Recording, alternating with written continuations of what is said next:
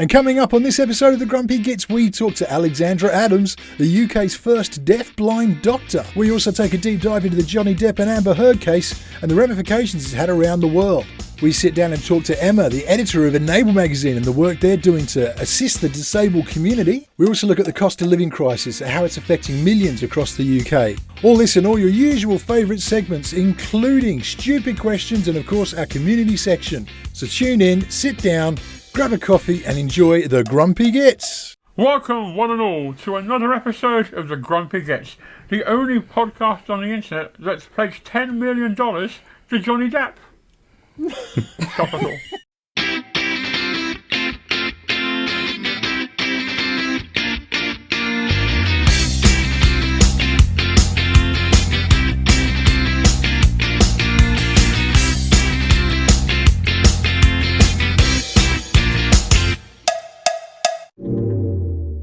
The Grumpy Gits are proudly partnered with Naidex, Europe's largest disability conference. Welcome, one and all. I am still your glorious hosto, Mick Mosto, Adam Henry Pearson, and as always, I am joined by three bastions among men, here to talk to you all through the week's goings on in the crazy, crazy world around us, and have a little bit of a laugh on the way. Chris Lee Smith, how the devil are you, good sir? I'm doing rubbish this week.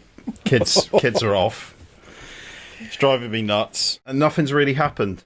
Although something funny happened today. Me and the boys were sitting on the sofa, and I had my legs down. The boys had their legs over me. I'm not going to say which boy, because it might embarrass him. But he turns to his brother and says his name with this grin on his face. Farts. Follows through on his leg. And then whispers to his brother, "Can you come to the toilet with me?" Which, I was trying not to laugh because I didn't want him to feel too embarrassed, but he waddled off to the toilet and I was screaming into a pillow. I was in tears. Oh, let's move on before I follow through. Mr. Duncan Casburn, how have you been, my good man? Oh, I'm very well, all things considered. I'm in much the same boat as Chris. So it's like, I love my kids. I love them to death, and right now the to death is where I'm at. Get back to school because you're driving me insane. And which one of yours shut themselves this week? Yeah, funnily enough, one did last night. I won't say it, but almost an identical situation, except they weren't sitting on anyone. It was just this little sheepish coming in. I need some help. I farted. Wow. So, yeah. And Simon, lots of for the love shit of God, by the sounds of it. I was going to say, get me out of this shit situation, Simon. How have you been? I might as well join in. I shit myself all the time. I was going to say, we need 3 for 3. Christ on Christ. I have no bladder or bowel function. I'm paralysed from the waist down, so it happens, on a regular occasion for me. I can't trust a fart. I'm so glad we're getting this out of the way before you do that. Like, doing this shit live. Fucking hell. Don't say shit. It's a sensitive subject, right? And anyway, I was going to say, and now on to our ridiculous segment of the show, but I'll be honest, it might not top this. Chris Lee Smith, let's do some ridiculous questions, shall we? Yeah, I'm up to my usual antics. There's a couple that are going to make you fight, and one, again, generic, boring question, but let's ask it. Before you start, I want to propose to rename this segment from Stupid Questions to Chris, see you next Tuesday. I think this should go out to the community to rename this as well. Death match questions or something. They think differently, right? Let's put it to a poll. Okay, first question. What would you say is the best movie sequel of the 80s? Let's start with Simon. I do like my 80s films. The Wrath of Khan. Was this the one you cried Trek. at? No! You cried at a Star Trek movie, didn't you? Oh, yeah, Star Trek 6, The Undiscovered Country, when they were signing off. Yeah. Yeah, because I'm a big Star Trek fan. No, Star Trek 2, The Wrath of Khan. Probably one of the best Star Trek films ever made. Let's move on to Duncan. Empire Strikes Back, end of. Absolutely one of the, not just the best sequels of all time, but one of the best movies of all time. I can't argue. You can't argue. I have nothing to say. Have you got the same one? Weirdly, I don't. Though mine is also on that level. Back to the Future 2. Yeah. If you're going down Star Wars and Indiana Jones and stuff, you got to go for the Temple of Doom, haven't you, as well? No, Brilliant. Yeah. no. Temple Last of Doom is Crusade. Temple of Doom is garbage. Yeah, Last Garbage. Crusade. Shat on that film. Well, I'll tell you what, Aliens was a good one. Yeah, that's a good shout. Okay, let's move on to question 2. The TV show Lost. Why are you shaking your head, Simon? I knew you'd spoil this. I really did. With your Star Trek crap. And you don't even watch the most popular TV show out there. Never seen it. All 4 of us are in the actual TV show. Who is dying first? And where on the list do you see yourself dying? I don't know about first. I know who's going to die last, and that would be Simon, because he's a wheelchair user. And obviously you had John Locke, who, when he hit the island, was a wheelchair user, but once he'd hit, he could walk, and he was lasted the whole series and was really integral. Dying first, I think me. I noticed a pattern in Lost that basically anybody who resolved their issues. What I'm saying is I don't think I have enough issues, so therefore I'd probably die first. Let's go to Adam this time. I'd die first. I'd happily die first. Oh, yeah, no, completely. What do you mean, happily? Are you just going to run into the jungle? As someone that's seen all of Lost, the actual ending of Lost was worse than death. Yeah. So I would embrace death.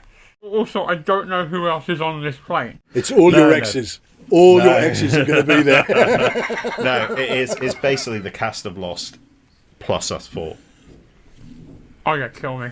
They all annoyed I'd go around, I'd tell them all what for, and I'd just walk into the sea.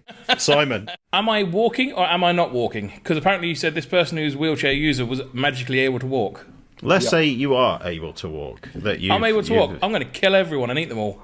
It's a good job you haven't seen it, because I reckon Saeed would snap your neck in a second. Oh, dude. You'd have so much bamboo under your fingernails, it wouldn't be funny. Oh, yeah, that was horrible. Insane. You wouldn't Echo would have his way. You get thrown around like a dog toy. Oh, man, Echo was I liked his character. He was a cool character. So, question 3, but it's got a backstory. 4 of us in the ring. Me and Adam in army shorts covered head to toe in skincare products. Simon in a Union Jack mankini, and Duncan in Speedos, one size too small, both covered in baby oil. Simon wheels across to Duncan and with his very manly hand slaps Duncan's buttocks and says, "You're going down." Duncan strokes his cheek with his own very masculine hand and says, "Not before you." Me and Adam look at each other with a weird, shocked look on our faces. Never had we experienced such manly masculinity on display. A sealed cage starts to descend on the ring. It finally reaches the floor, and we're enclosed. A speaker bellows at the top of his voice, "Deathmatch. Who dies first? What tactic do you use? And who makes it out alive?" Let's start with Adam. I thought I might have been in trouble up until you said deathmatch. Deathmatch wrestling is my jam. I'm going straight out the cage, getting tons of weapons, like drawing pins, light bulb tubes, chairs wrapped in barbed wire, and I just come out swinging. No, there's none of that. It's just 4 of us. No weapons, no nothing. This is bare hands deathmatch. Bare knuckle deathmatch. Bare knuckle deathmatch. Don't forget. Stop that for a game of soldiers. Have you seen the size of Adam? I know, but he's got a lot of speed. He's got a lot of speed, yeah, because that's how deathmatches fucking work. Plan A. Yeah. I unscrew the top turnbuckle, so I have like a rope. Yeah. And I use that rope to tie Simon's wheels together in his wheelchair so he can't move. Therefore, just sit and duck. Just going to knee him in the face till he starts moving. Person 1, taken down. I get the feeling you put more thought into this. I then tied Duncan to a part of the steel cage by his beard and just leave him there. Just wait, literal Hunger Games. Wait for hunger to kick in and malnutrition to do its thing. It's going to take a while, but what the hell, a win's a win. I then turn around to you and just fuck you up. Just like a running swing, kicking the balls, put you in a sleeper hold, and just don't let go. Till you're blue as Papa Smurf. I then stand up and go, tune into the next episode of the Grumpy Gits show, and I'll walk off. There's one very small issue, and it's not with me, or it's not with Simon's tactic. How are you going to outlast Duncan if you both got no food? All he is tied to the cage. Oh, I'll order food. Have you bought snacks, have you? Let's move on to Simon. So I would remove the mankini because it should never be around that area. Oh, no, he's naked! No! And then I'd strangle Adam to death with the mankini. Now we're getting into it. That's a good tactic. I know he's naked, but yeah. I'm going to hang Adam. Then I'm going to tie up Duncan like like they do with horses. Or sheep. The sheep together, and they put them on the front, and they wrap their. You mean hog tie? I don't think he bends that way. To be fair, that's going to be a difficult ask. And in fairness, you're just assuming I'm going to lie there while you try to do it. It's not going to happen. Yeah. And then I'll just be a stalker in a wheelchair, just chasing after Chris. Mate, you've got a good battery life on that thing, because you ain't That's touching what to say. Chris just has to run long enough for the wheelchair to run out of power. Duncan, who dies first? What tactic do you use, and who makes it out alive? I'm dying first. The second I'm in a fucking pair of Speedos that are size too small, I'm gone. Nah. And I'm never asking Simon to go down on me. I don't know what that question was about, but that's just not going to happen either. To go down on you, did you say? You said, Simon, I look at Simon and it says you're going down. Oh, I see. Right. Yeah. Oh, okay, so you're dying first. Well, no, genuinely, I've got the tactic of I'm blessed with baldness, and all I'm going to do is blind my opponents as they try to get me, and then I'm just going to stab them. Stab them with what? With what? My fist. Now we got some manliness. What are you going to stab them with? My I'm going to get fist. the heart out, and I'm going to hold it, Indiana Jones style. Just hold it while it... Promise me when you do it, you'll say, that's not a knife. That is the end of See You Next Tuesday, Chris. On now to some Naidex news. Our good friends at Naidex, take it away with your regular news updates. It's great to be back on the Grumpy Gits podcast again. Thanks again for having us. My name's Gordon, and I'm the group content manager for Naidex. And I'm joined here today by Jake from the marketing team. Hi guys, pleasure to be on the podcast. Once again, in our regular section, Naidex News, we wanted to bring you a little bit of an update on what's happening and what's been going on with Naidex. And so I'm delighted to announce a few more speakers. We've got Darren Edwards, who's a fantastic guy. He's a former mountaineer and army reservist who suffered a life-changing injury in 2016. Darren's going to be joining us to share his personal story of his journey in recovery and acceptance. Next up, staying with the great outdoors, we've got Kate Appleby, the adaptive adventurer, a climber, hiker, mountaineer. Kate will be sharing her passion for the outdoors and giving a guide for how to thrive outside your comfort zone. Yeah, she's really cool. Her Instagram is really cool to look at. She's got some really cool photos of her in the wild, and she's super honest about her disability as well. So definitely want to check out. And then finally, we're delighted to be welcoming Chloe Smith, the Minister for Disabled People, to the event. Chloe's going to give the closing keynote address at the show on day one. So again, it'd be really interesting to hear some insights from government as to what they've been working on with the National Disability Strategy, etc. But it's not just all about content. Jake's got some exciting new updates. So I'll hand over to you. Yeah, this year, Naidex launching its first ever Pimp My Mobility campaign. It's in partnership with the Grumpy Gits podcast, and it's a completely free to enter campaign. What we want you guys to do is jazz up your mobility aids with whatever you can find, fairy wings, glitter, stickers, whatever you want, make them as colourful as possible. I know one of the lads on the podcast is thinking of turning his wheelchair into a Dalek, which would be pretty cool. And how do you get involved? Well, all you have to do is share your pictures of your jazzed up mobility aid to social media under the hashtag #PimpMyMobility and hashtag Naidex. And then you'll be entered into the competition. And if you want to really experience it, at the end of day one, we'll be doing the live award session on the main stage at Naidex. So I hope to see you there. Fantastic. And there's lots more information on that on the website and on our social channels. So check out the website. When you're at the website, please do make sure that you register for your free tickets. Registrations are now open, as I say, taking place 6th and 7th of July. Scary to think we're only about 4 weeks out now. It's crazy. It's crazy. So a busy few 4 weeks with us, guys. We will be back to catch up with you in the next episode and give you some more insight. But back to you, the podcast. Now, those of you that have been watching the news for the past 6 weeks must have noticed the trial between Johnny Depp and Amber Heard that finally came to an end this week. Amber Heard's paying, I think, in the region of $10 million to Johnny Depp. I watched it. I watched a lot more of it than I should.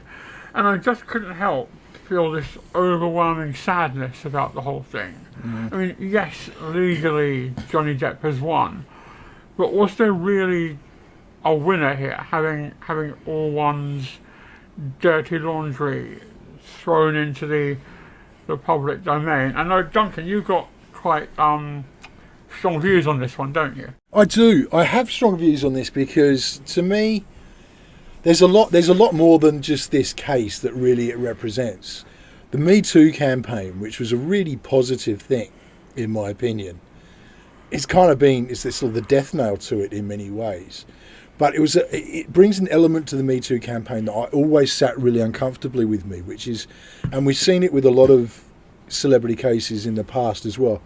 The problem is people are named before they've been through any kind of due process, and they're exposed whether guilty or not. And that it's the kind of accusation that just sticks regardless, no matter what happens. Yeah, it worries me that we have this. You can literally destroy someone's career with a word that, oh, well, he attacked me. And it doesn't matter if it was true, if it wasn't, that career is done, because there's no way you're going to get hired again because of the association you've got with it. It's that kind of power that gets abused. And I think until now, there's been a positiveness to it, because you obviously have people like Harvey Weinstein, you've had people like R. Kelly. Yeah. And, those things, they needed to be dealt with. And the problem we've had in the past is it's been such a misogynistic system that, of course, it took something like the Me Too campaign to move that and actually start giving a voice. But I really worry about this because, like you say, Adam, I don't think anyone won this. I think everyone has just been dragged through the mud. And I think, unfortunately, you've seen lies that have really been exposed, but what that does is take away from women who are genuinely going through this stuff. Now they're going to get lumped in this box, and it really worries me. So on a note, Chris, has this trial and even as far as has Amber Heard set the Me Too Me movement back? She weaponised Me Too. I think that there was two sides. I think you had the loyal Depp fans, and I think you had I don't want to say anything bad about it, but there was certain women that would blame men no matter what, and both these sides were as bad as each other. And this was down to Amber Heard putting forward that this is for the Me Too movement, and she weaponised it. It. I think there is a winner in this. I think Johnny Depp is the winner, and that's not my personal view. I think he will get movie work after this. Whether rightly or wrongly, he's going to come out of this and he's going to be working and he's going to be getting his movies. I really do think that it shouldn't have been attached to the Me Too movement. This should have been standalone. There was physical violence towards Johnny Depp, but there's something in my head that doesn't sit right. And I'm a big fan of Johnny Depp anyway, but I do think there was some psychological abuse, which is extremely difficult to prove. For Amber Heard. So I'm not an Amber Heard fan, but I do think there was a lot going both way. While she couldn't prove that he was physically violent, and I think that was a big mistake. They obviously had all that evidence, but it was basically her word, but nothing that could, hard evidence to say he had hit me. And she got caught out. Got caught in the lies. She absolutely did, and I think it was a case of that she wanted to bury him, but I don't think it was completely. I think this was a revenge thing rather than a straight out like I want to destroy this guy, because I want to destroy him and he dumped me like an angry ex. I think there was emotional abuse there, but evidently it's difficult to prove. And when it happens in the public arena, invariably it falls onto social media, and it can become almost quite tribal, kind of Team Amber, Team Johnny, and what have you. Simon, as the journalist in the room, trial by media, what are your thoughts? Should never happen. Never. They should not have. I mean, cameras were there from Netflix all day, every second of every day, and they're pretty much letting anyone in. It should never be allowed in the first place. It's not entertainment. This is people's lives. Yes, courts should be free and open, absolutely. But when you've got media covering it 24 hours a day, I think there needs to be restrictions on it, and then a report at the end of the day of how it went. To back you up on that, why weren't the juries sequestered? Because this is all you're talking about there, all that media coverage. They were going home. I mean, and they were told not to pay attention to it, but you're going to miss it, you know? At the end of the day, this was a popularity contest, and Johnny Depp won massively. Now, from my point of view, is you've got no idea what happens in someone's house. Even if you go and visit it, in private times, when there's only the two of you, you can't prove what happened and didn't happen. For me, they were as bad as each other, okay? But Johnny Depp, you know, did text messages and so on and so forth, and had hard evidence where Amber Heard didn't, and that's where it came up on. If she said that he broke his nose, go and see a doctor, get the medical evidence that you need. But there's a problem with what you're saying there, is that women especially, who are in abusive relationships like that, won't go and get treated because of fear. Yeah, and that's part of the power that men. I hate. I'm talking very generally here because unfortunately the statistics are it's generally men are the abusers. I know there are exceptions, but you know I'm thinking of women in that situation who they're too fearful to go out and say this is happening to me. They're going to hide things. They are going to try and So it makes that evidence gathering so much harder. I don't like how it's smacked with Me Too women and that's it. There was plenty of men that came out in the Me Too movement, and there were James Van Der Beek, Terry Crews, Brendan Fraser. All of these were victims. There are two sides to that sword as well, which would need to be addressed. One, someone should I agree that someone should have anonymity until they're proven guilty. However, on the other side, there is the fact that if, say, they've abused one person, they probably have done it to another. And in a number of cases, probably hundreds of cases, where they've gone public with it, lots more people come forward after the first one. Yeah. And so where do you draw the line? I mean, that's what we saw with Weinstein, isn't it? That's what we saw with R. Kelly. But again, we've seen it where, accusations have destroyed, like John Leslie's life, for example. Eureka Johnson never named him in the book. Someone else did. Cliff Richard.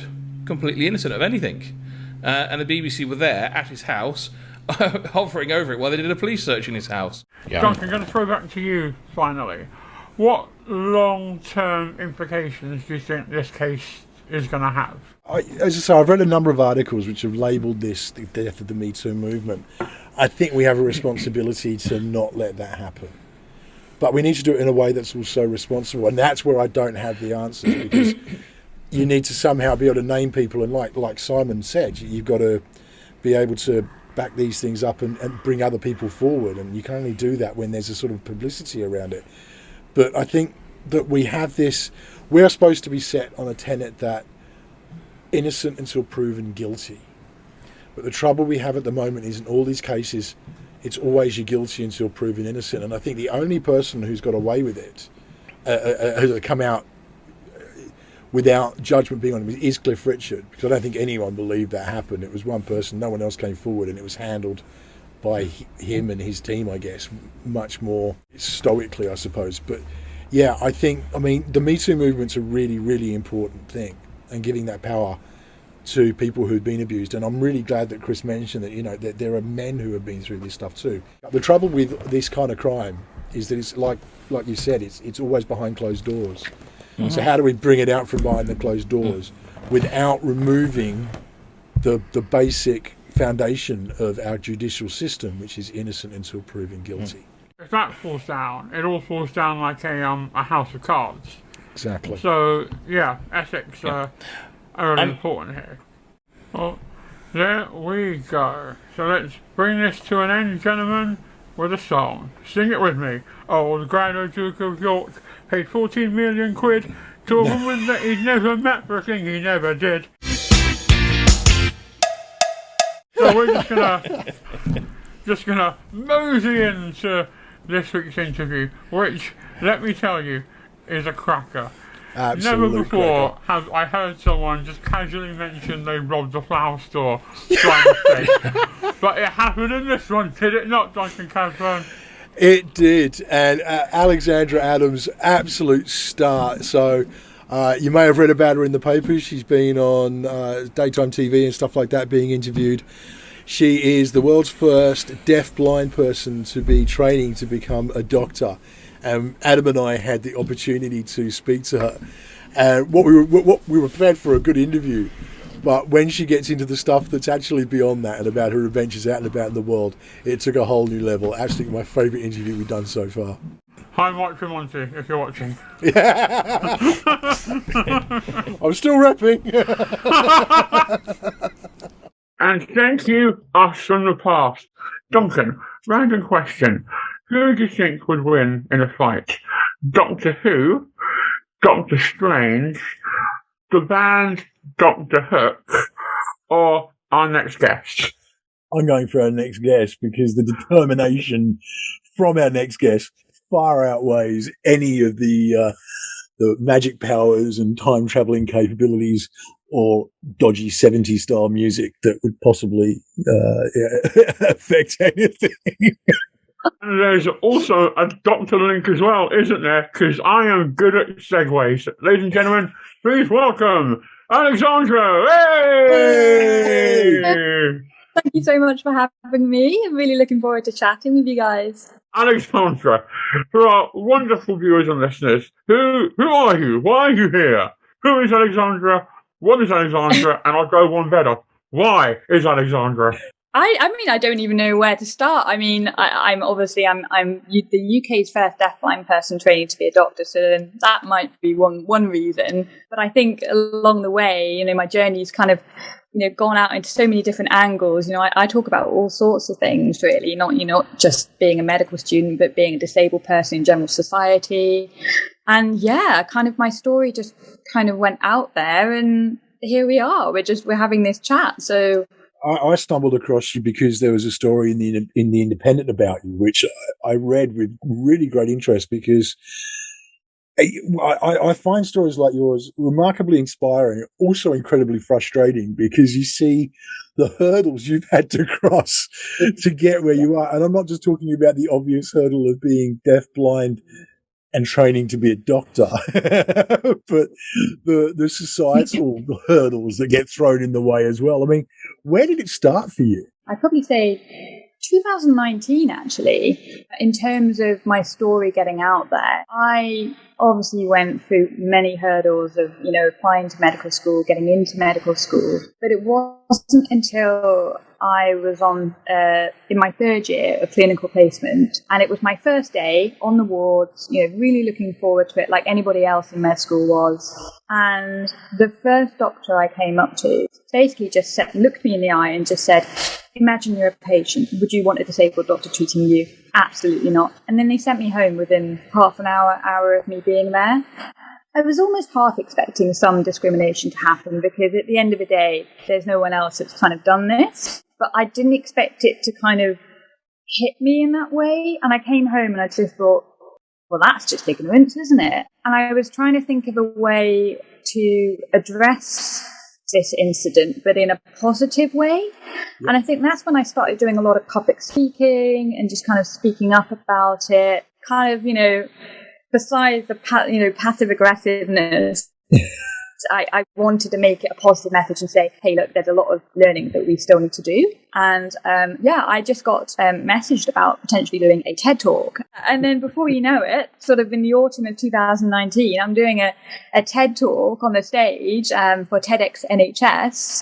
And from there, it kind of just blew up really, but in a good way. You know, the Sunday Times wrote an article, and I spoke on the RAIN, and I started doing lots of talks at medical conferences, and just kind of trying to really open up the conversation about being a disabled person in not just the healthcare field, but any field, and how actually we need to break down the whole idea of just ticking the box to say that we're not discriminating and we're including people with disabilities, because that just makes life so much more difficult and just complicated.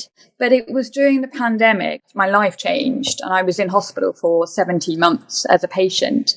And so obviously in that time, I very much went off the radar, went very quiet. You know, there were times where I was kind of just juggling life and death, you know, which is difficult to talk about. But, you know, I've somehow come out the other end. And at the beginning of this year, I was almost faced with the likely possibility of me never being able to go back to medical school. And I thought, no, I can't. I've got this far. There must be a way. Well, the thing that gets me with that is, from your story there, you've answered the question from that person who is, you know, obviously saying, you know, would you want a disabled person to treat you as a doctor? I think you've answered the question just in that response, because for me, it's something. My wife's in hospital today, funnily enough. She's having a surgery today. The fact that she's in there, she wanted a doctor that understands what she's going to go through. Yeah. I don't think you can have a better person to treat you than somebody who has to navigate the system on a daily basis, who has faced life and death, has been through these things. Surely, to me, especially for, I mean, you know, if you just want to bring it down to one group of society, for other deaf, blind people, knowing that the doctor is somebody who has not just an empathy, but a sympathy, an experience of it, to me would be a big benefit. I think it's very hard for people who aren't in the medical profession to understand this, but really you don't need all the hearing or the vision in the world to be a good doctor, a good nurse, you know, a good paramedic. You literally just have to have that ability to connect with people at a very human level. I've always said that, you know, I might not have had much eyesight than most people, but I have more insight than many. And I think that goes back to what you were saying, Duncan. I think insight is so important, and we have a lot of it. That's our superpower. Do you think that if there were more disabled people within the NHS and the wider medical system, but in positions of power and influence, to be able to kind of not only call out the bullshit, because it's one thing calling out bullshit, but then do something about it, like take it from mere lip service and, oh, let's have a panel about disability with no disabled people on it during Pong. So I'm looking at you, BBC bullshit. Sorry, I have issues.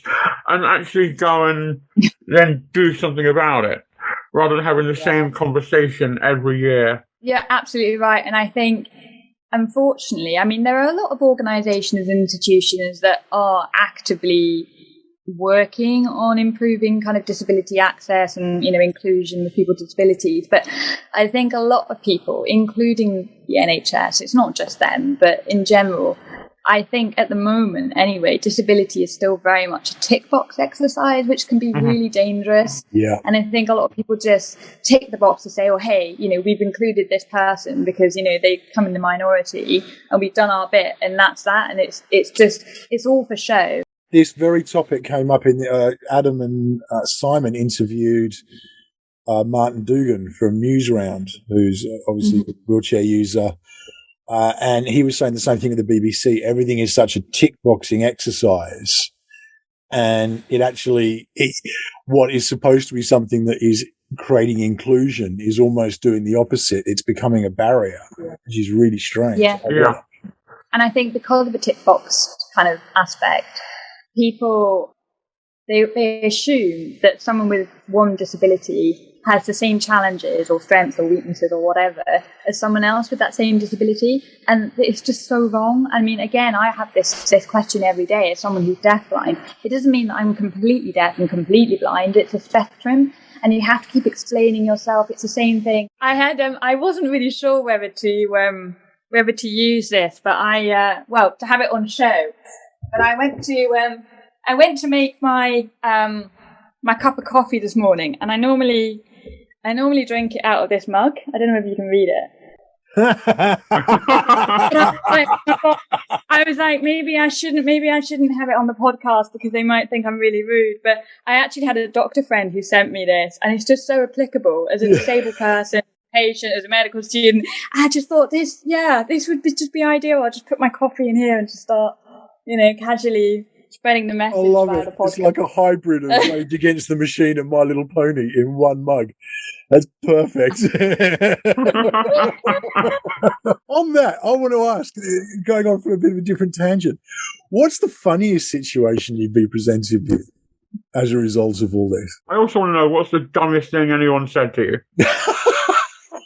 I mean, I must have a book on the dumb things. I mean, just go on TikTok and just see the comments. Like, some people would be like, how does she communicate? Like, how does she speak as a deaf person? I'm like, isn't me speaking to you on this TikTok video enough evidence to show that I speak, like anybody else? And, just some things are just really, really dumb. But in terms of funny things, I mean, before the pandemic anyway, I enjoyed traveling a lot on my own. I think I was flying from Hong Kong to Kuala Lumpur or something. I was doing kind of I was on AirAsia, and I'd obviously have asked for a flight assistance because I can't see where to go, like what gate to go to get onto the plane, etc. I don't always hear the announcements. And so, I booked assistance. As soon as you tick the box to say, I need assistance, they immediately assume that you're in a wheelchair. And obviously, so I rocked up at the desk and they came with this wheelchair. And I was like, oh, no, I can walk. It's just I can't see or hear. And they said, no, you need to sit in the wheelchair. And I just kind of said, there's nothing wrong with my legs. Like, it's just, I need to be able to see where I'm going. And they said, if you don't get in the wheelchair, we can't give you assistance. So I just thought, well, it's either that or I don't get on the plane. So I very reluctantly got into the wheelchair. And they pushed me all the way to the gate, and they parked me against a wall. I just said to them, I said, do you mind? I'm just going to go to the toilet before my flight. And they said, oh, okay, no, we'll get you assistance. I said, no, I'm fine. I can go to the toilet on my own, thank you. And they said, oh, no, we need to get you help. And I was just thinking to myself, this is just going to be a disaster. So I kind of waited till they kind of just left my side and went back to the desk. And I legged it. Like, got out of the wheelchair and I started running with my cane, like full speed, across the airport, across the gate. And all these people were looking at me like, what is this blind person doing? Like, running, she looked like she's just making a run for it, which I was. Managed to find the toilet. And, after everyone was running after me, and sort of had my moment of peace and when I came back out and I just kind of casually walked back to the gate, I could just about make out where it was. And I'd given the very clear evidence that I could walk, in fact, run absolutely fine. So I didn't need this wheelchair. And yet they ushered, over to me and was all faffing around. And said, oh my gosh, you're going to fall over. They shoved me back in this wheelchair and they hoisted me onto the plane. And I was just like, I was mortified. I was just like, have I not given you enough evidence that I just needed someone just to guide me onto the right plane? You should have done, praise Jesus, I'm healed. Got up and then started running and watched everyone's reaction. Oh, I've got to tell you this story. So I was in Thailand and I was in a night market and I met up with a few other backpackers, and obviously they were kind of like looking around the stalls. And I think after a few pina coladas and stuff, they'd slowly forgotten that I can't actually see. And I'm night blind, so at night time I really cannot see anything at all. And so I turn around and I've lost the crew. And I think, oh, it's fine, don't worry, I've done this before. And so I just kind of go towards where like the music is, like everything's vibrating and you're thinking it's getting louder, so people must be in this area. And I kept, going more and more towards the music. And then my cane hits the bottom of what felt like a step. And I thought, oh, what's this? And the music's getting louder. And I just kind of go up the steps thinking maybe this is a platform, maybe they'll be able to see me and, whatever. And then all of a sudden, someone just grabs my cane and starts swinging around it. Then before I know it, they're dancing with me and I'm twirling around, and I'm on the stage of a ladyboy show.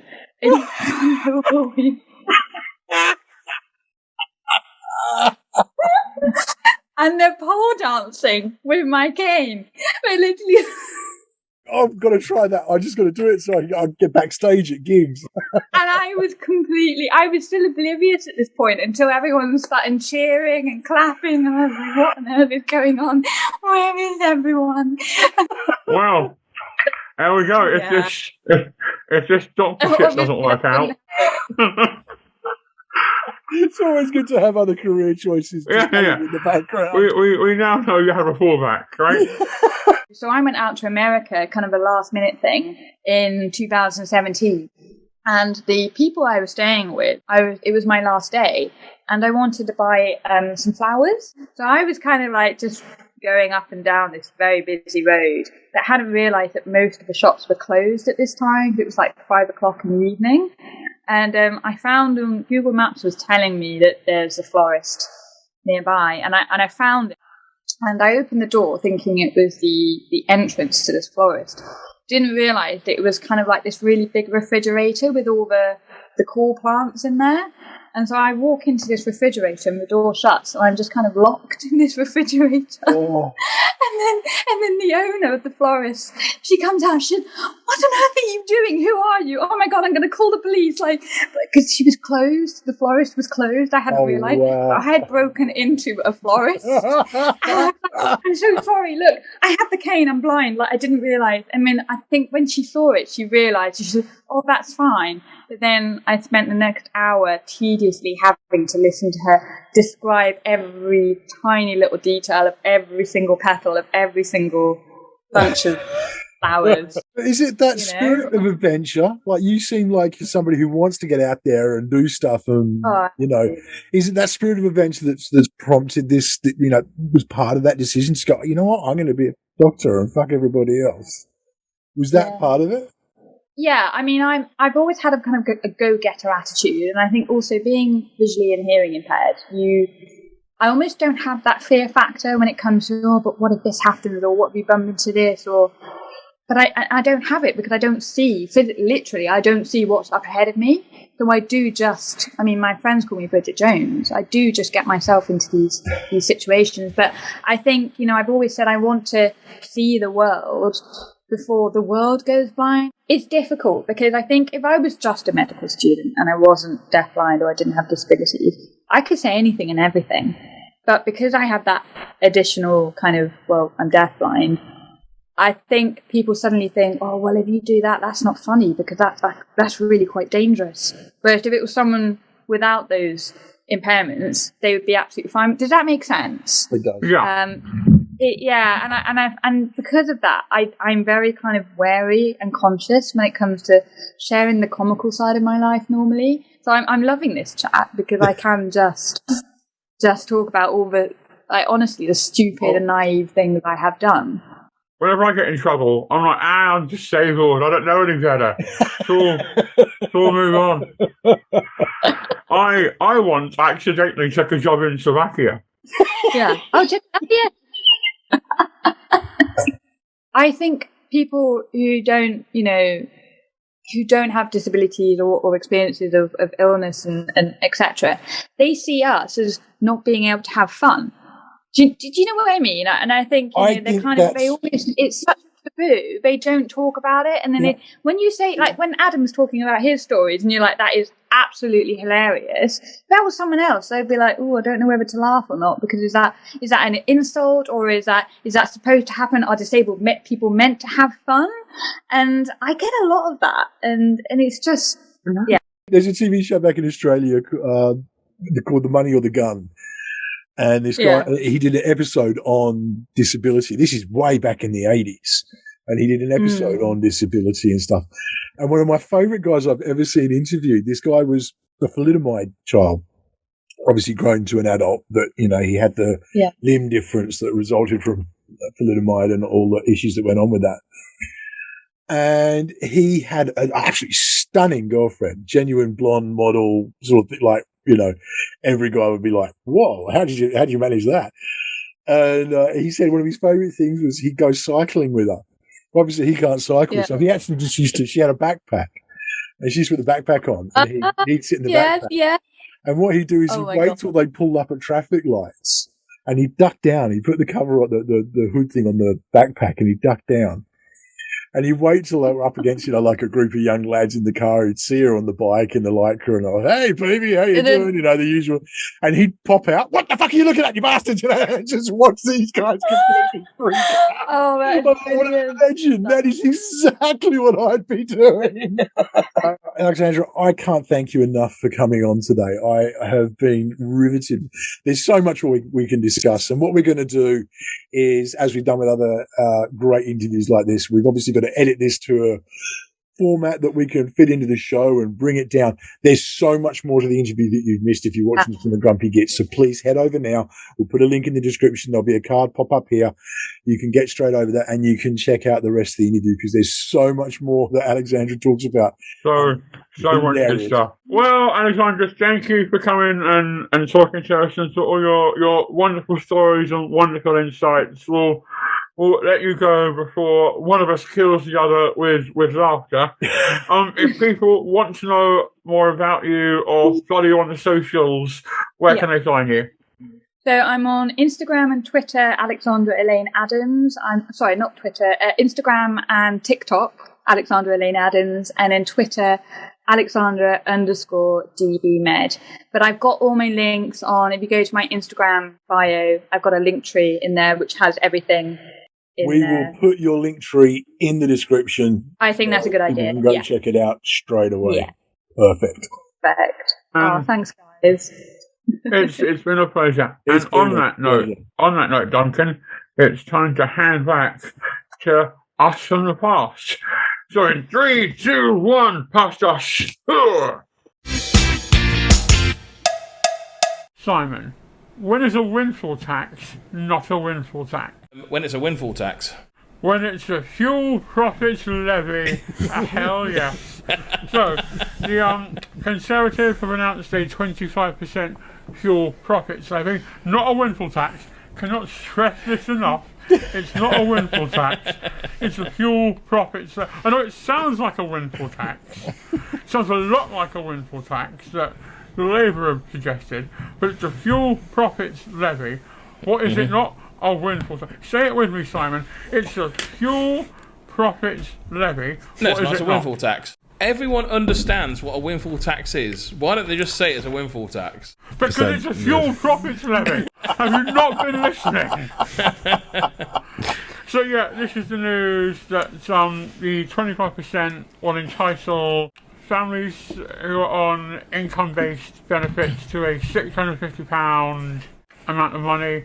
Those who are on disability will get 150, and you can get both of those at the same time. They're not mutually exclusive.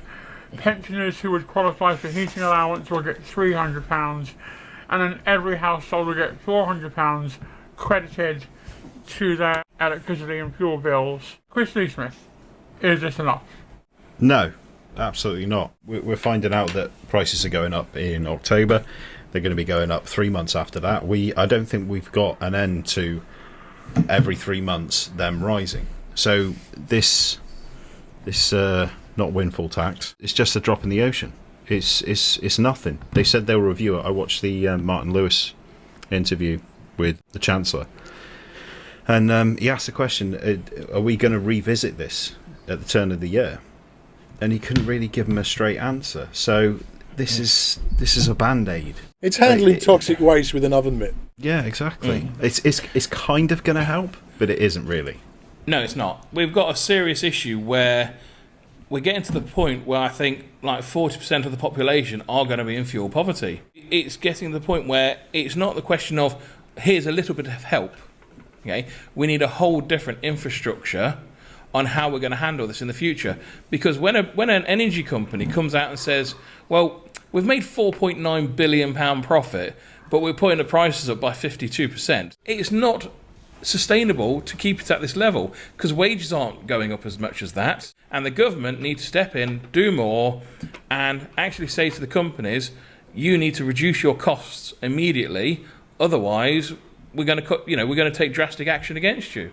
This fuel profits levy, not a windfall tax, was announced the same day that the Sue Gray report came out. I was going to say this. Duncan Casburn, is this a coincidence? Absolutely. Or is this clever timing? Clever timing. Yeah, in clever timing. I once, there's a fantastic movie, not the best movie in the world, but a really interesting story. It was a film called Wag the Dog. It's about a US president who's in a whole load of shit, and so the way he diverts attention from the stuff that he's in is to start a war, because that becomes the only news that anyone's going to report on, and buries his stuff under it. To me, I think this was just the most obvious case of that within 24 hours of the Gray report, we had, oh, by the way, we're going to give everybody some money. And you're kind of thinking, oh, about time. And there was a sort of sense of, thank goodness, something's coming. But it is, like I said before, it's handling toxic waste with another myth. You're throwing a little bit of money at a massive problem, and it's not going to make it go away. The only real positive I can see is that it's going to help a little, and we don't have to fucking pay it back this time, which was just like, really, we've got escalating bills, and you're going to lend us money. That's just going to compound the problem. That was just ridiculous from the start. Chris Lee Smith, the £400 from every household bill literally includes every household bill, including Rishi Sunak and Boris Johnson. Is that fair? And is that right? And are they the same thing? No, it's not fair. I don't see why they would include the 1%, the ones that are going to be absolutely fine, the ones that won't even notice the energy creases. Why would you give away public money to those that can quite comfortably afford it? That is literally because throwing they're the people who away. are voting for them. To play devil's advocate with you for a second, Chris. Yeah. The 1% pay more tax. Why should they not be entitled? Because they don't need it. If I was a millionaire or a billionaire and them offering me £400, I would probably spend that on socks in a day rather than and something like that. Why would I need something so small? The percentage of my wealth compared to what they're giving me is like 0.001%, and then compared to the poorest, where it could be as high as, say, 30 or 40% of their total wealth, you've got to weigh it up. And the problem we've got is this echoes a bigger problem that's occurring in the UK for some time, and that is there's a growing divide in the difference between low income and the people who are on high income. And interestingly, statistically, when you look at what are the happiest countries in the world, they're the countries that have a minimal gap between rich and poor. The smaller that gap, the happier everyone is.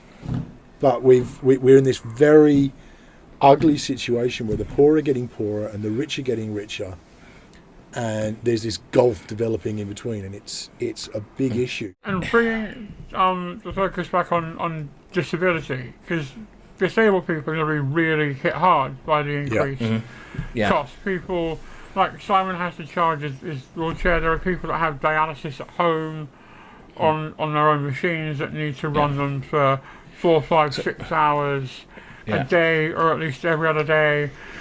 People with asthma will need to do nebulizers. People with sleep apnea will have to have CPAP machines. They have to run all night. I mean, charging a battery on an electric scooter and an electric wheelchair costs a fortune. There are disabled people that have got equipment that is life or death. That's it. Absolutely. And you've seen it on Twitter, and the price. I think it was Dan White, in fact, who retweeted and got in touch with a lady and her daughter who needed a breathing machine 24 hours a day, and the price increased from something like 300 up to 900, £1,000, and she gets nowhere near that. It's life or death now. That's Well, what do we do? What can we do? Dare I say? And what should the government be doing next? It's come to the point where energy costs need to be nationalised because nobody can afford it anymore. It's gone out of the price range. If someone's earning 15 grand a year, saying they're working at Tesco, and 5 grand of that, or 4.5 grand of that, is your gas and electricity bill, something has gone seriously wrong. When gas and electricity is more than your mortgage, something has gone seriously wrong. Going back to Super Tansky, when she was on, I think, that tactical voting, it has to occur, because And I'm not trying to diss anyone who supports conservatives or anything like that. That this isn't about slamming you guys. But seriously, this has got to end. There's going to be mass strikes on the streets. There's going to be chaos on the streets. We saw it with Thatcher. Yeah, we saw it with Thatcher, but now Boris has made it so that that's an illegal act. So you can actually be arrested for going out and protesting. Like, all these things went through very subtly because I think he sees this coming. Well, I have no song to bring us out of this segment, and I can't write one on the spot. I could sing Snaps, I've Got the Power, but that feels wild inappropriate. So I'm just gonna go. Cheers, Simon. I was avoiding it, but here we are. Here at Grumpy HQ, we often say, "Don't be grumpy alone," and so therefore we're often finding other Grumpy Gits, and we have added a Grumpy Git to our numbers. Is that not right, Duncan Casburn?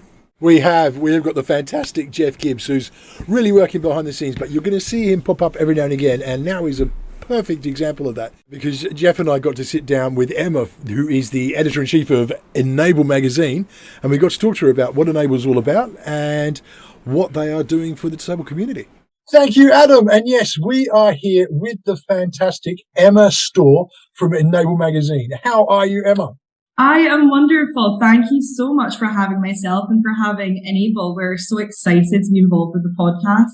What's your role with Enable magazine? So I am the editor at Enable magazine, which covers kind of a whole various range of things, from kind of, writing the editorial, conducting interviews, through to kind of, the proofreading, the kind of admin side that no one sees, and running the socials, and kind of making sure that we're, on the pulse of recent events online. So it's a really wide-ranging role, which makes it very exciting as well. Very exciting for me every day to kind of never have the same day twice. There's a few magazines that are disabled-focused magazines out there on the market. What really makes you stand out from the others that are out there? So obviously I'm a little biased.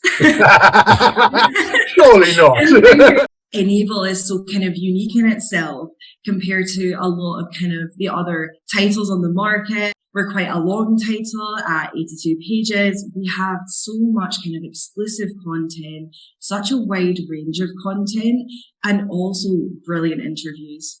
That's my favorite thing about the magazine, is we always get to speak to these incredible people. And I always think that, anyone could kind of try and talk about any topic, but why not have the people living that topic do it for you and kind of get lived experience? So agree with that. I mean, that's one of the big things that we've really tried to do with this podcast, because we're all related to disability in one way or another.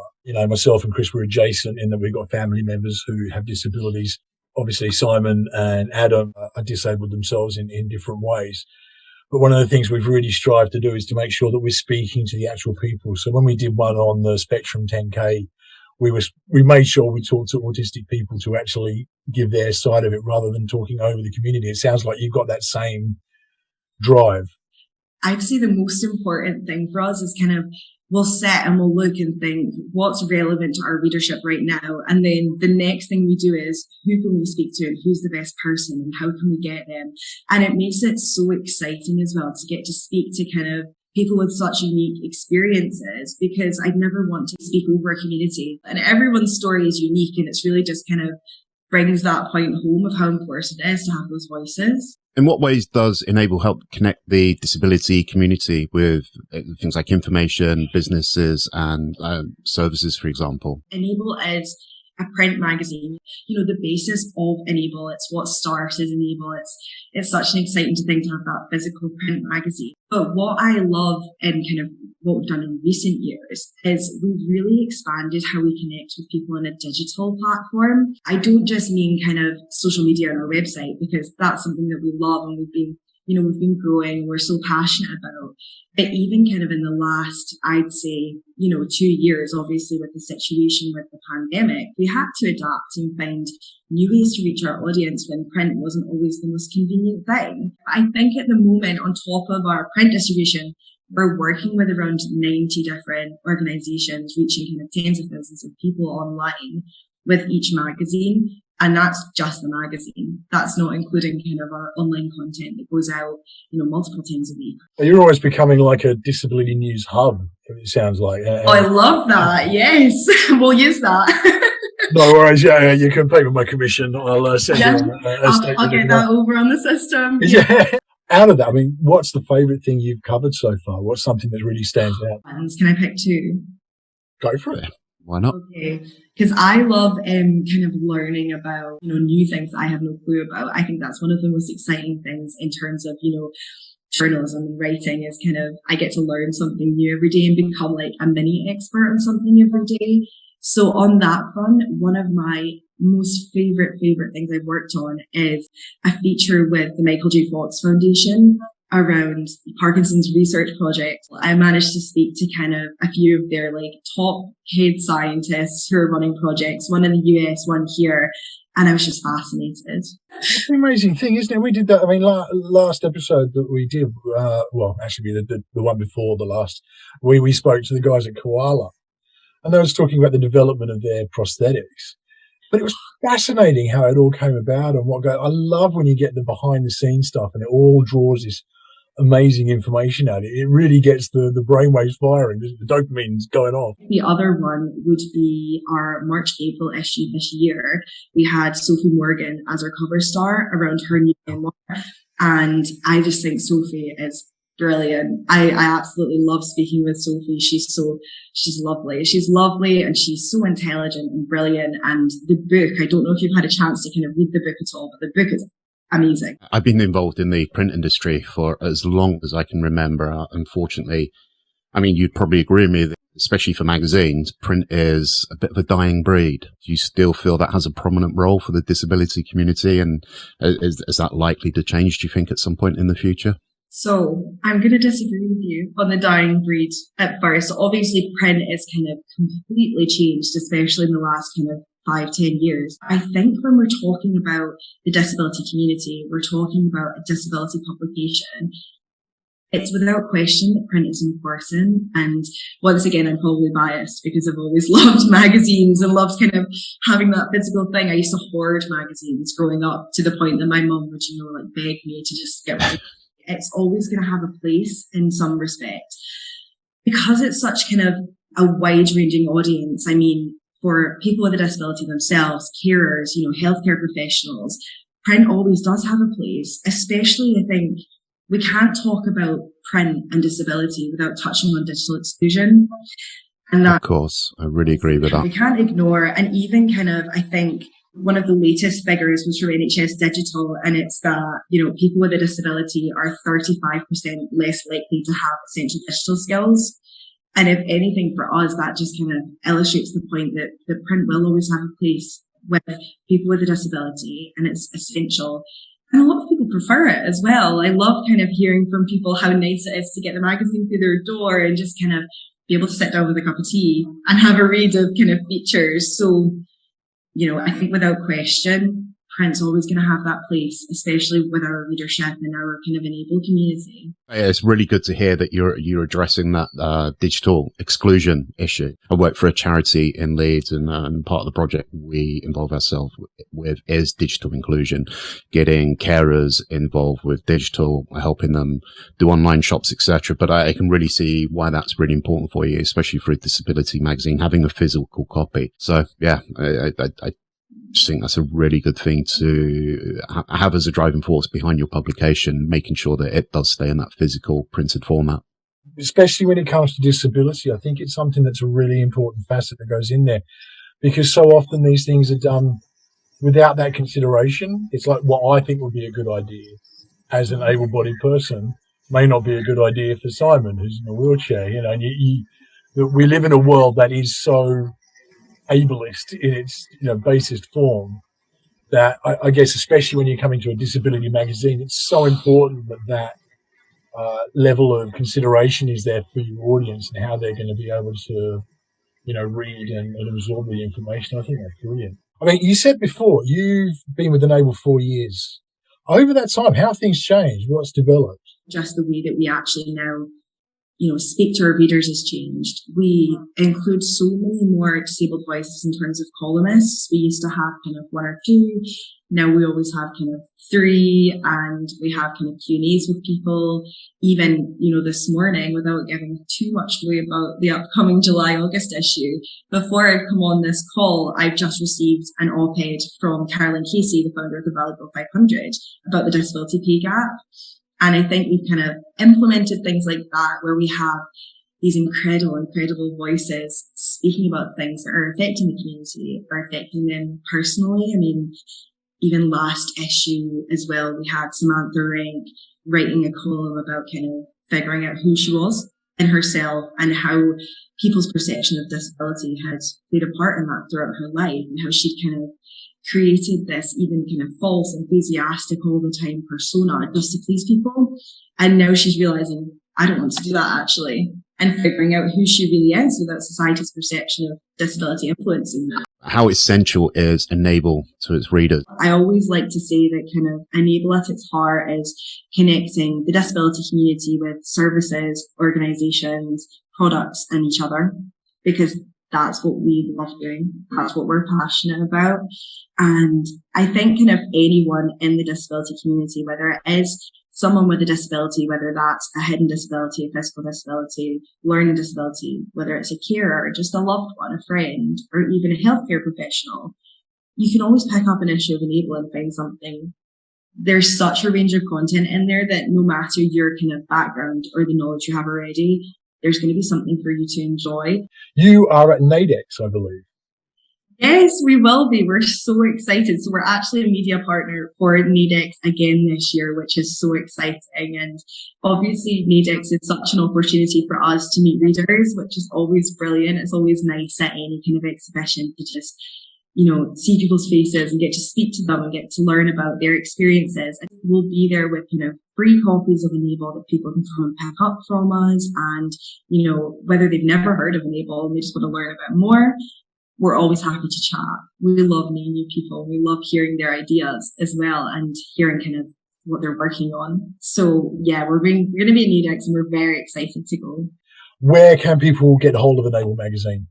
People can find it at, like I say, doctors, MS Therapy Centre, Shop Mobility, all these distribution points. But I'd always say, if possible, if they can get online, a really easy way to find us is we are at Enable Magazine on all of our social media, and all of the details are there. And otherwise, people can get in touch if they manage to kind of pick up a copy, or if their carer or loved one can pick up a copy from somewhere local, then we always kind of love people to get in touch that way. They can send us a letter, they can pick up the phone. So there's a lot of great ways to contact us. Awesome. We, as always, will put all the links in the description. So please do head over, click on the links and go check out Enable. It is a fantastic magazine. And we can't wait to see you guys at Naidex. It's going to be awesome. We're going to head back to the podcast now. So back to you, Adam. Oh, I like Jeff. I'm glad we've got Jeff. do we all like Jeff? Can we all agree Jeff stays? Jeff stays, yeah. Absolutely. We like Jeff. If you haven't seen the stuff that he's done on our social media, and it's amazing work. But more than that, he may have the smoothest radio voice out of all four of us. It's time for our community segment, is it not, Chris Lee Smith? What have the people of the Grumpy Nation been discussing? Well, the first thing I wanted to do was give a shout out to Sam and Alex's GoFundMe page. I'll read out a little bit and we'll put a screenshot of it and a link below. At age of 2, they were diagnosed with type 2 spinal muscular atrophy. Am I pronouncing that right? Atrophy, yeah. They have never walked or sat unaided and have limited strength in their upper body. Every success they have is down to their dogged determination and resilience. Aided by the support of loved ones and technological advances such as their powered wheelchairs, specialist equipment within the house such as special beds and ceiling track hoists, their house of 13 years has been adapted downstairs where they have been in residence, meaning they can have a certain level of independence. Separate bedrooms, an adapted wet room, doors that are wide enough for them to get through, and ramps to allow them to get outdoors, but their house is rented. The landlord has decided to sell and they have a year to find a new one. That was put up 10 months ago. So they've got 2 months. And I think their recent post is that the house is being viewed now. And I think they've raised 36,000, but they're really hoping to move into a residence that has got the same equipment. I can't imagine the pressure as a parent. It's stressful to move as just an able family, but to have all this extra pressure. Here's my gripe with the whole thing. If the house is sold, all those adaptations are either going to be ripped out by the new owner or have to be, like, things like price and stuff will be kind of dismantled and have to be reset elsewhere. And again, all of this at cost during a cost of living crisis. I know full well being a landlord isn't an easy gig. And there's a certain amount of, dare I say, scumbaggery to this one. Because there's no way the landlord doesn't know the situation. Because they'd have had to ask to make those adjustments. Or they'd have already been there for that very purpose. So I'm fully behind this campaign. I urge everyone to go and support it. If you can afford to chuck your 400 quid in from your thing, I can't think of a more noble place to go and donate it. Amen to that. Right, so this week we asked the community how the energy price increases have affected your households and budgets, and we had a few replies, and thank you to Beth as well for pushing this out.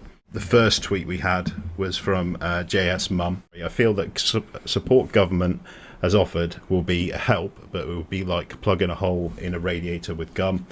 If everything continues to rise, then we will be all in the same position next year too. They need to look at the cause, not try and fix the effect. Benefits and wages need to be lifted very significantly, not 1%.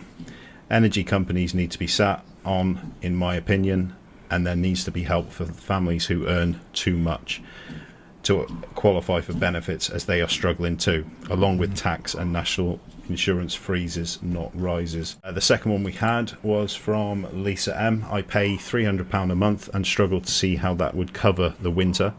I have cut back on everything electric, got my usage down a lot, but it's still over £200 a month in cost. We run medical equipment, so we're limited to how far I can reduce it. I'll feel for others. It's shocking. And finally, a tweet from Steph. I struggle to afford my wet room. Looking to get a small padding pool and submersible pump so the kids can enjoy bath time without limit. Looking to swap my cooker to a gas one due to price of electric. I spend over £150 on electric alone at the moment. That's without using my dryer, no dishwasher, TV and consoles barely ever used. I struggle to see how it costs so much, to be honest. I don't know if that's going to help switching to gas over electric. I think it's just as expensive, isn't it? Yeah.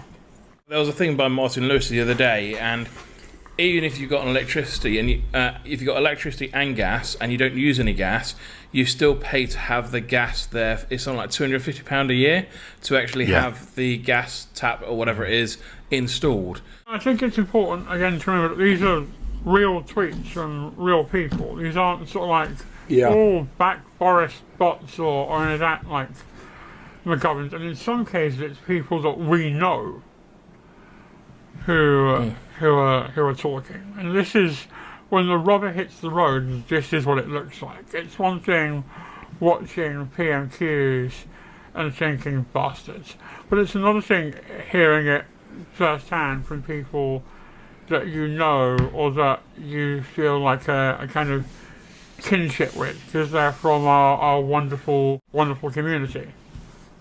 And it's hardest a real thing to hear. It's a sobering moment. The hardest thing reading these things is that there is a genuine fear that this is genuine now, that they don't know how they're going to feed their household, they don't know how they're going to pay their rent or the council tax, and all of these things add up to, you know, if you don't pay them, you end up with a bailiff at your door. And if you've got like a disabled family and you get some skinhead that's 6'7" and 20 stone knocking on your door saying, "Where's the money?" or "I'm going to take your kid's PlayStation." I think there needs to be an amnesty There needs to be an amnesty that puts people who are in these positions from getting into further debt. Do a reset, because it's just horrific. And I'd speak. We struggle. You know, I'm a carer. My wife is disabled. My daughter is disabled. We go through a lot. I've cut back electricity everywhere I can. We don't have running hot water now because I'm cutting back on that. And yet we are still facing ridiculously high bills that we just are not going to be able to manage. It is a really awful situation, and people are genuinely suffering. And I think that's the hard thing to... Maybe it's that empathy that needs to sort of get spread.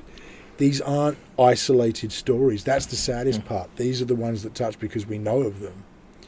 But you start lifting the lid on this. There's a lot of people in a really dire situation, and we're the United Kingdom. We're about to celebrate Platinum Jubilee. We've got millions and billions of pounds being spent willy-nilly here, there, and on all this kind of stuff. Research into Partygate and all that kind of stuff. However million pounds that cost. Why is this money not being spent more wisely? Why is there not some accountability to the spending that's going on around this, and why is that not being diverted to the people who really need it? We have MPs telling us to take financial accountability, or value shop, learn to cook, get better jobs. And then these same MPs, no names, Liz Truss, that's only £500,000 getting private flights to Australia to negotiate deals that aren't as good as what we had when we were in the EU. And it makes me so furious. I'm like, don't piss off. Don't talk to me about financial accountability when you're scumbagging hundreds of thousands of pounds to do up your flat. Yeah. And your wife, an interior designer, came to a work meeting where you got ambushed by a cake. Your words, not mine. It's not stabilising, though, isn't it? It's not going stagnant. It's not stabilising. This is the start of a crisis. This is just the start, and we're only talking about energy prices here. That's not talking about petrol. Yeah. This isn't talking about food going up. This isn't talking about everything. Foods. If we move back to imperial measurements, because I don't know, freedom, that's going to mean supermarkets have to change their prices. That'll increase the cost. Guess who's going to pay for that? Not the supermarket. Yep. So, yeah. Let's wrap it up before we get any angrier. We're the grumpy gits, not the angry gits. We put the grumpy in the grumpy gits this week, haven't we? One of those weeks. Really I wish there were good news. There isn't. And on top of all of this, Love Island's coming back. So next time you see me, I'm going to be fucking livid. Anyway, on that note, it brings us to the end of another episode of the Grumpy Gits. So, from everyone here at Grumpy HQ, from me, Adam Pearson, from him, Chris Lee-Smith, from him, Duncan Casburn, and from him, Simon Sampson, we will see you all on the next episode. Don't get angry, get grumpy, and above all else, don't be grumpy alone. Mwah.